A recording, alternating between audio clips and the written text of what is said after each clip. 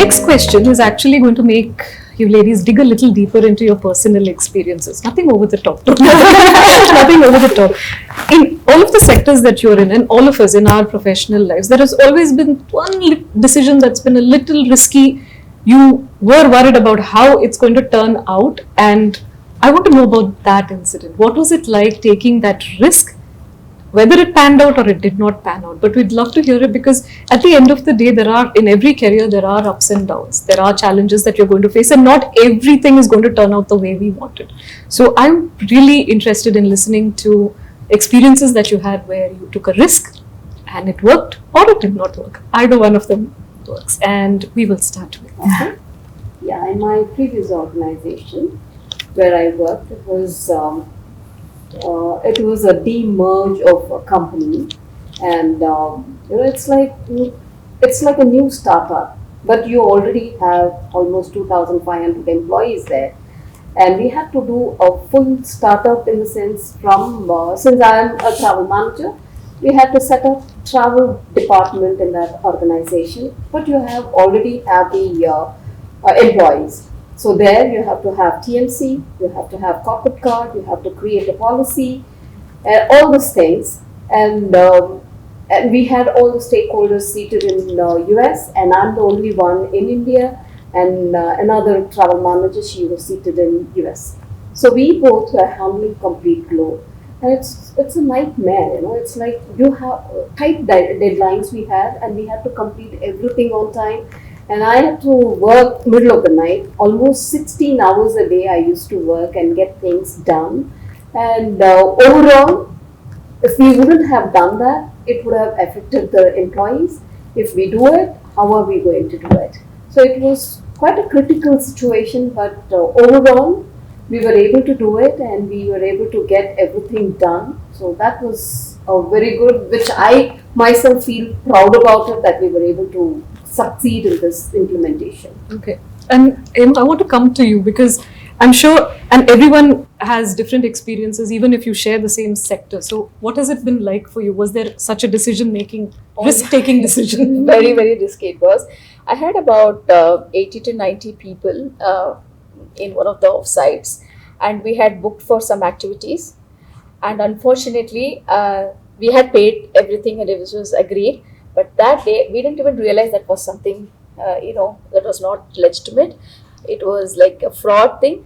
And I'm standing there, and the only blessing what I had at that moment was we arrived 2 hours late, because the client was, the employees were not ready to, come to the spot at that point of time. And I'm just standing there. I don't know what I have to do. I don't have any other sources where I could arrange that immediately. Of course, my boss was there to support me. I was on the call. When all this overdeal was happening, I was parallelly working for some alternative, and I spoke to a few guys, and then they agreed to do the same activity, and we said, we'll deal with the finance later, but now I just need to get. It took about 2 hours, but the client was totally unaware of what exactly was happening, because somewhere I put this word in front of him saying that you guys came late and the activity got cancelled because they waited and they left. So now for someone to replace that, it takes time, and please be patient and just hang around and just enjoy the environment and plus the ambience, and I will get this sorted. So yeah, those kind of situations happen to us, especially when you're doing events. You always need to have a plan B, plan C, so that one fails, another one has to come. So that's a lot of stress, and the client knows. See, it's very easy to take the blame, but how you balance it and how you actually convince the client makes a lot of difference. And at the same time, I don't want to spoil their experience. We were in Andaman, one of my corporate client, and we took them for the water sport activity. It was raining cats and dogs. It was pouring, and we have paid for it, and there's a timeline. I have to finish it and bring them back to the island by 1 o'clock, and we are there at 8 o'clock, and it's like crazy is an understatement. Okay, we are drenched, and we had to give all those coupons, and me and my colleague, we were there, and we were looking at each other's face and laughing. But trust me, each and every employee, 90 of them, did every activity what they had to do, because I am like a go-getter, and something gets into my mind, and I think our team is like that. When you're in events, that is how you need to be very aggressive at times, very you need to have that pre-thought, okay, if this happens, what would I do? You should always have a plan B. So until today, whenever the client looks at my face, they say like, "Ma'am, how did you even manage that?" I said, "Yes, it happens. Where there's a will, there's always a way." So yeah, it's part and parcel of our profession as well. Nivedita, have you ever had to have a plan A, B, C, and D? Yeah, and I think take a different route over here. So taking risks, I think I can go through my career journey so far has been pretty risky. Though in the HR space, but like every other department, there are multiple areas in HR. So when I joined my first job after college, so I was put in this management development program. Sounds very glamorous because you're doing every role for 6 months and then you choose what you want. So that's 18 months of your initial career. So some people look at it like I came in saying, oh, it's going to be only HR, but it gave me a view into other areas of business. It gave me a view into sales in a BPO industry. It gave me view into transformation. So then I think I've kept myself, like I've changed roles pretty often. If you see, I have in a span of 16 years, I probably have had at least 7-8 role changes. And that's something that excites me. So it took me some time to internalize saying it's not the same, like careers can grow in all directions. I think we've always been ingrained it has to be only vertical. So that is a risk that I've taken, but I do acknowledge it today that it's shaped me to who I am. Like I've not stuck to one area alone. So that's the risk and I continue to take it. I just had a role change about 6 months back. So I think that's my personality now. So I accepted it and I enjoy it. So that's how I look at it. That's To very- add to what you said, there's no comfort zone in our industry. Yeah, there's no Absolutely no Yeah. comfort zone. So it's always getting out of the moment I feel comfortable, I know that's when the itch starts. Okay, what next? next? Where do I do? So that's how it is. Christina, In my situation, I can't speak about hospitality because, operationally every day, like how, Hema said, oh my goodness, you just don't know what's going to happen. But in Roach Lifescapes, our other vertical is real estate. And in the commercial space, when we came out of COVID, we had a property of ours that was built but not leased. And then we suddenly in early 2022, we got signed with this client, right? And I did not know anything about construction and interiors, none of that. That's not my background at all. And then but interior is always exciting to me. So this was a complete fit out, all interiors, almost close to 3 lakh square feet. Everything was fine, it was signed, but they said you have to deliver within 4 months, the entire space. And they were very clear with us, if you do not, there's a penalty. So we sort of accepted thinking, for sure we're going to have to pay this penalty. We knew, like we've never had to do, even though we've been in this industry for so long, we've never had to work on such a tight timeline. So at the back of my mind, and my dad, my brothers, all of us, we sort of knew that, okay, we're sort of getting prepared for that penalty. But I got in, when I was speaking with the client one day, he made this comment to me saying, I don't think my team is very happy with the way you guys are working or something like that, right? And, I don't take these things very easily. And I said, all right. So I told him, you know what? I'm going to take complete control of this whole situation, right? Because everything, usually when we are building everything, it's for us, it's my way, right? I'm not designing as per somebody else. So here I had to design and I had to please somebody. Everything was for someone. So I got the design approved. I said, I'm going to get everything approved. And then what I did was, like Hema mentioned what she had said to one of her teammates, we got the contractor on board, and I had never worked with this contractor before, but I had told the contractor that, see, you know what, you were not my first choice. That seemed to drive him, that seemed to set something in him, and I don't know. So he took it up as a challenge, and I said, you know what, I'm going to be slapped with this penalty that it's only fair if you don't deliver within this timeline that I have to pass it on to you because I can't.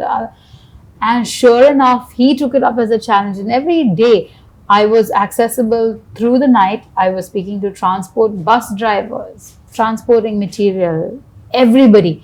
I want to move on to something, and this is, I think, a cliched question that women get asked, and I don't want to ask it, but I want to set the context for it. One of the things that women often get asked, especially when we are professionals, is how do you manage the work-life balance? And rather than put it that way, what I want to understand is every individual as a professional requires an ecosystem within which they can work. And I want to understand from you, on the personal level and on the professional level, what are the kind of ecosystems perhaps that you have developed or your mentors developed for you, or you are developing as leaders for the next generation? Are there boundaries that you have set? Are there fixed functioning modes that you work on when it comes to building these ecosystems that allow somebody to grow as a professional and go up the ladder as a leader?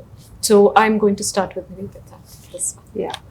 So for me, I think as a professional, growing and the ecosystem, like I have 2 little girls of 3 and 5.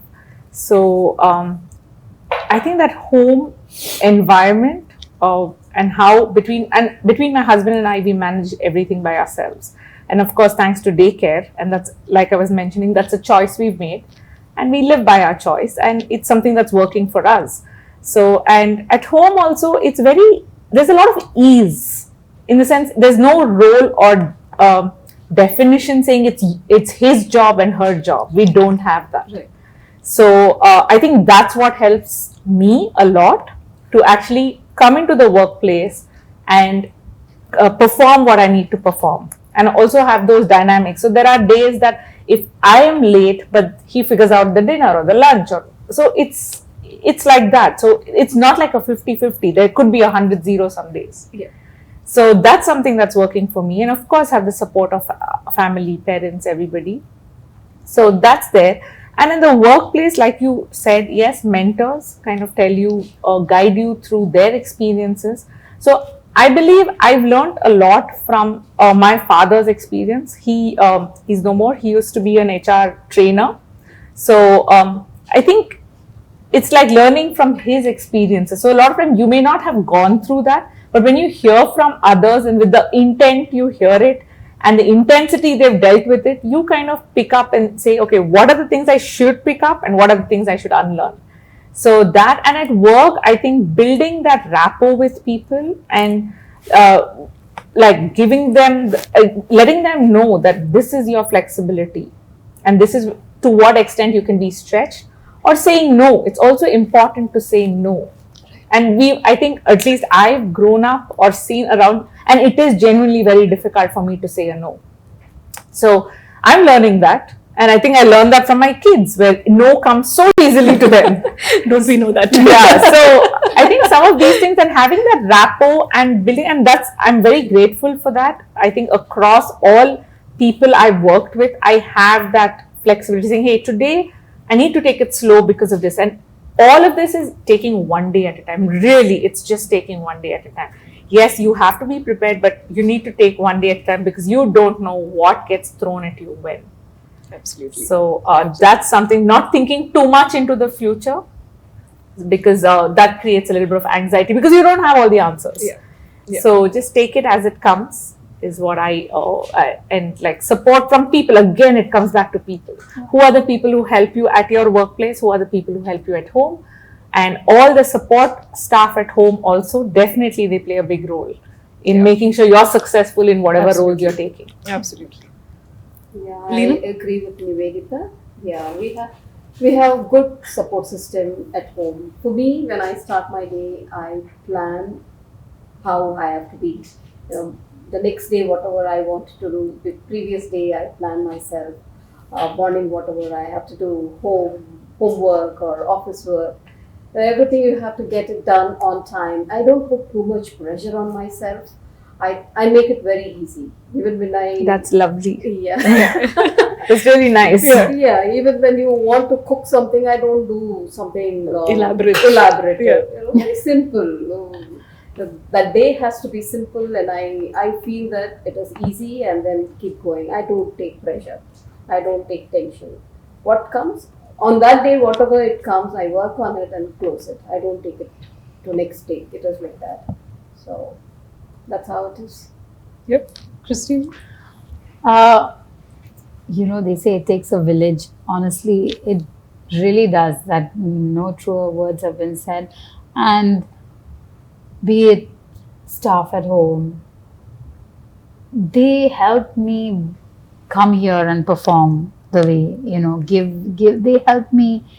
I don't take all of that for granted. My family, at work, I'm a very new mom. So, even though last year, a lot of my time I had to be with my newborn,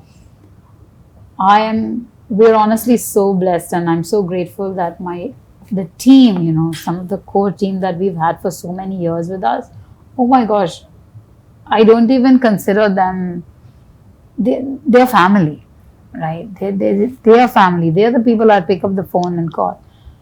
As Nivedita was saying, even with my husband and I don't think there's anything defined, right? There's no defined role. I don't know if it is our generation or what. We just do everything. And when there is respect, right, then I find that it's so much easier, right? There is, be it food, whatever it may be, right? Understanding some days I have to work those crazy hours. And sometimes when you want to be in the middle of a family conversation or something, you're taking a work call or you're having to discuss work. But it's also, as you said, that work-life balance, right? We as women, we are great at multitasking. We do like 1,000 things. And I think that is in our DNA. We all seem to know how to do it. Sometimes I wish that we didn't have to do it. I know. Yeah. I think all of us support that thought. We didn't have to. But we do all of that, and but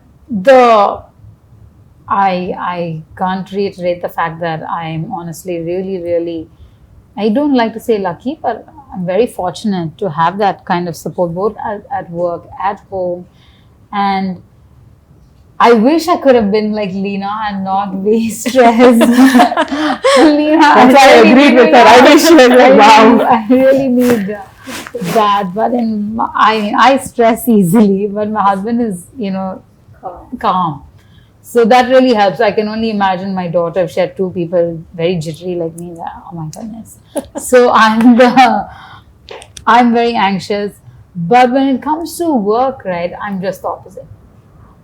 At home, I'm sort of like that, but at work, I'm just somehow there's a sense of calm, and I do credit my dad, with a lot of our senior employees and everything who he has kept under his wing for so long, and today they are who we turn to at any time. So, yeah, so even though we are the faces that are seen more, oh my gosh, it's the support that is making us deliver this.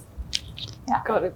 And Hema, I'm assuming that you do have the support system as well. No, I'm a one-woman army. Wow. My Okay. family stays abroad, and I also have, like all these people said, yes, I have my stress issues and bit of OCD, professionalism, and yeah, I get to pay a lot of price for it. And the thing is, our kind of job, like what I said, when you're in events, I'm running 17, 18 bookings at a time, and both the phones are ringing, you're driving, and you need to do it at that time. And our industry is full of challenges, and plus there's a lot of competition you have to deal on every day.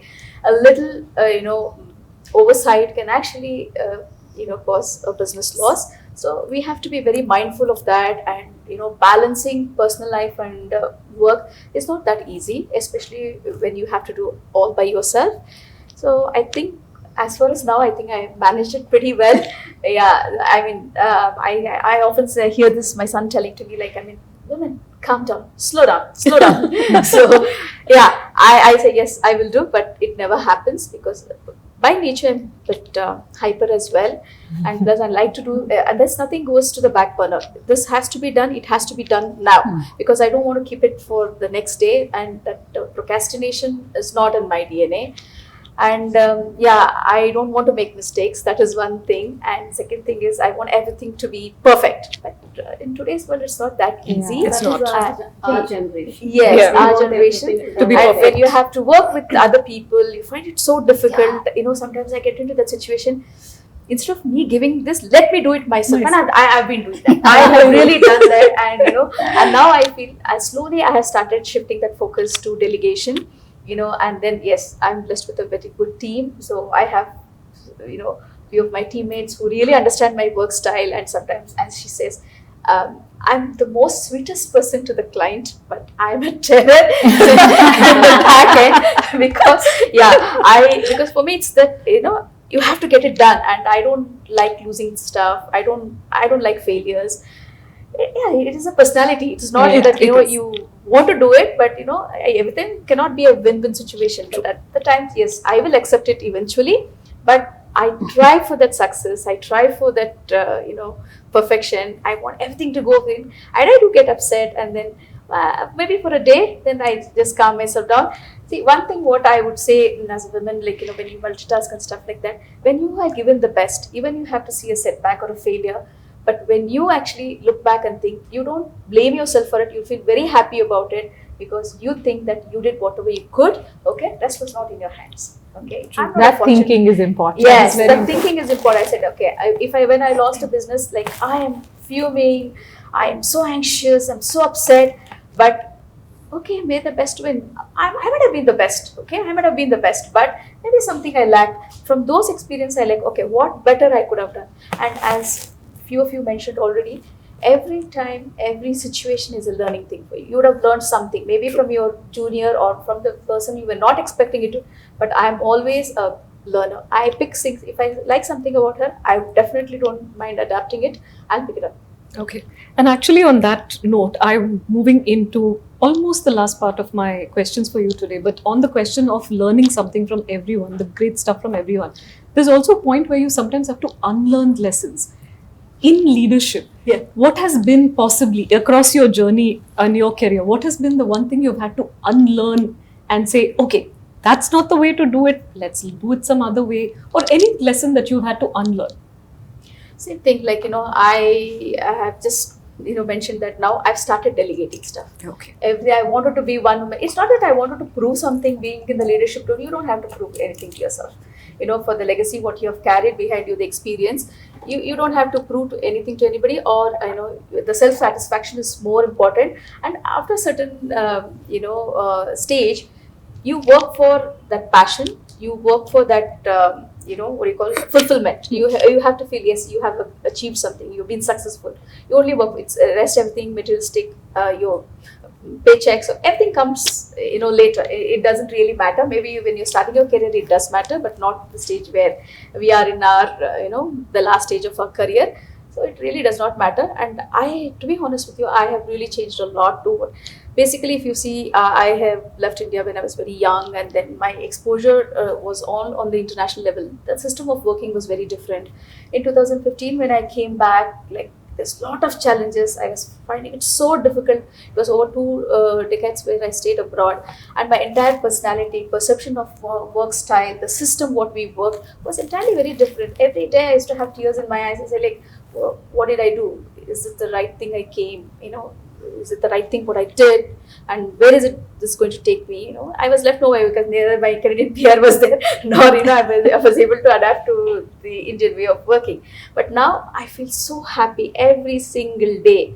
Like, I love my job and I have so much of passion. One day, yes, I'm a little irritant about something went wrong, but next day I'm in full energy. I don't have Monday blues, and a long weekend is the worst thing for me because I just want to go back to office. So honestly, guys, that's always been, maybe because my family is not here and I've done with all my share of my social lives and everything. Now I want to be more sober, subtle, on my couch, watch something on the television. So I have unlearned a lot of things, like, and I want everything fast. I'm a very fast-paced worker.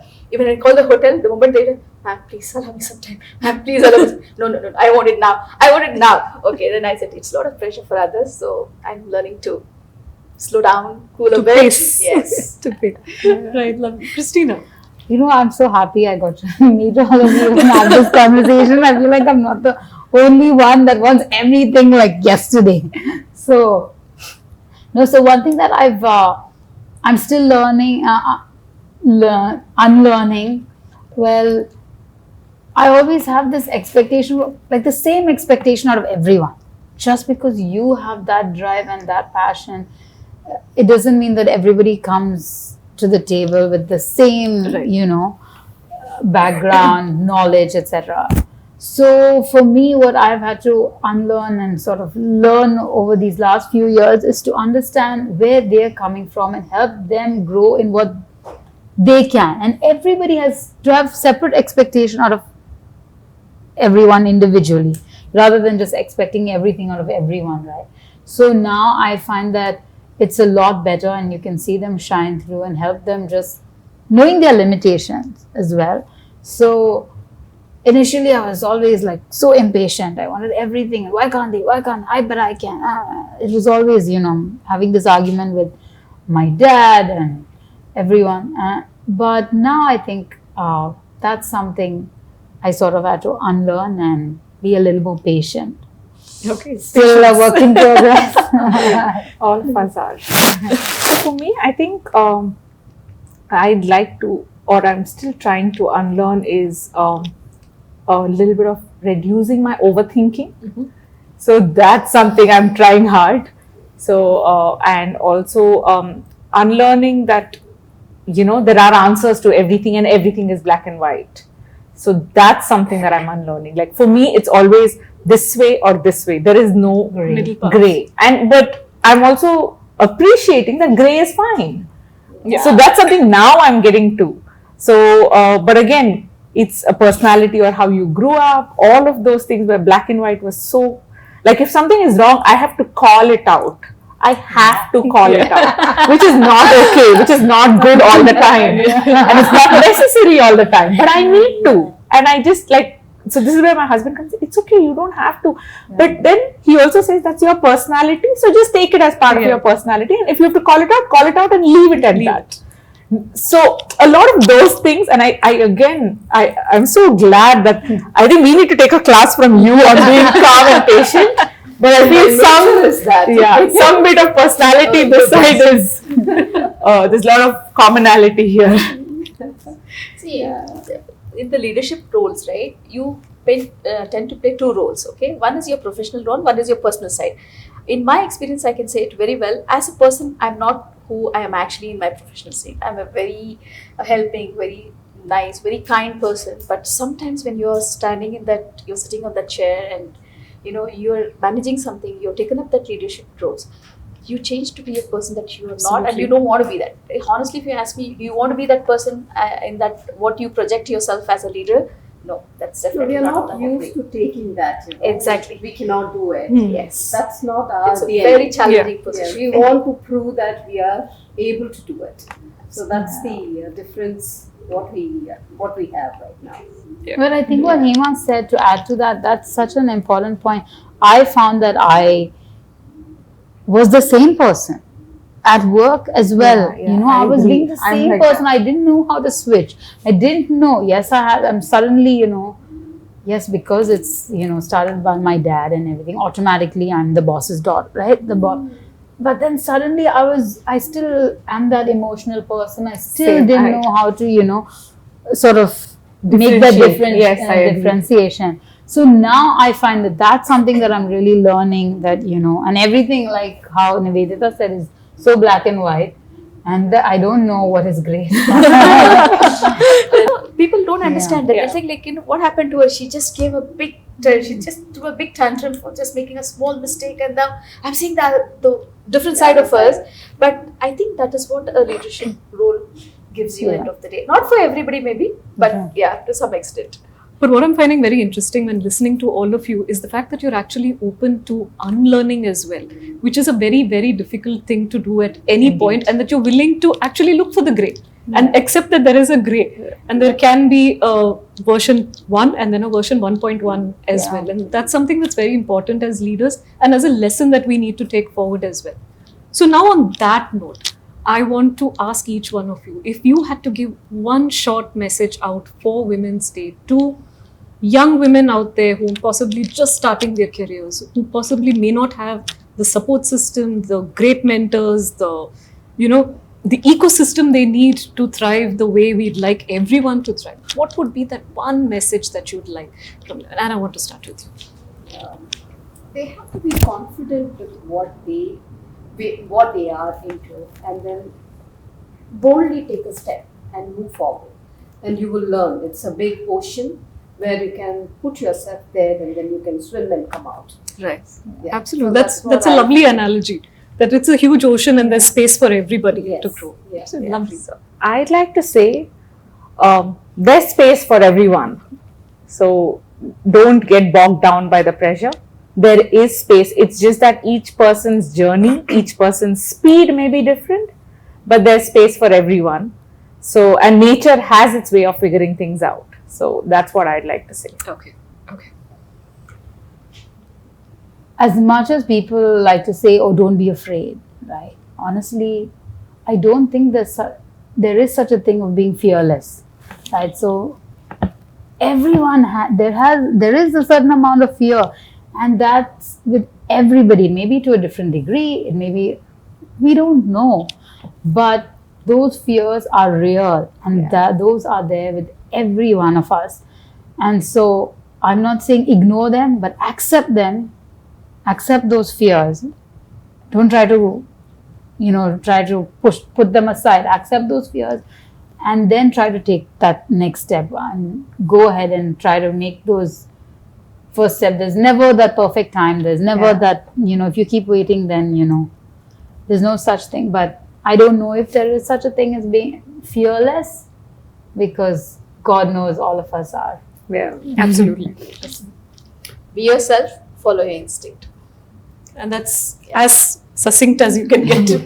Okay, so now we're coming to my favorite part of every panel discussion. I love throwing rapid fire questions at my panelists. As long as there's a hamper, no? And I'm sure you have that taken care of. Okay, so I have just 4 questions, just one for each one of you, and I'm going to randomly look at you when I ask that question, and you're going to answer that question. Okay, so We all turn away from Ruth. I'm going to call your name. I'm going to be that teacher when nobody responds in class. We're going to call out the name. So we're going to do that. So my first question: one myth about senior leadership that needs retiring. Nivedita. That they know it all.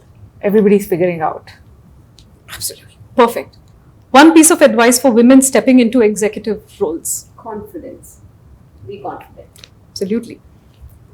One non-negotiable in building high-performing teams.